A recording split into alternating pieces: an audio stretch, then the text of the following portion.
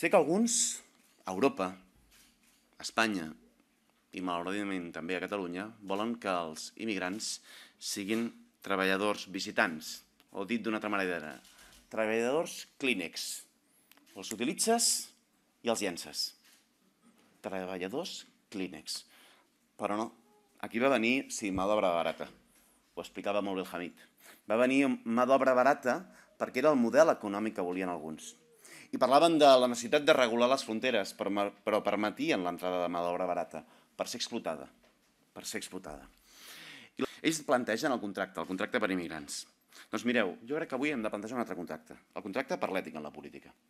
I l'ètica en la política què és? No enganyar, no robar, no manipular, no atiar el conflicte en funció de l'origen o la llengua, no canviar drets per vots. Aquest és el pacte que nosaltres demanem. El pacte de la dignitat, el pacte per l'ètica en política, i no allò que ens estan plantejant. I el que comença a preocupar de Convergència i Unió són els seus silencis. Silencis clamorosos, silencis que no expliquen. Jo no sé què diuen ara del padró. Quin és el camí? El de l'alcalde de Vic? El de l'alcalde de Vic que farà que molts immigrants no tinguin dret a la salut o a l'educació?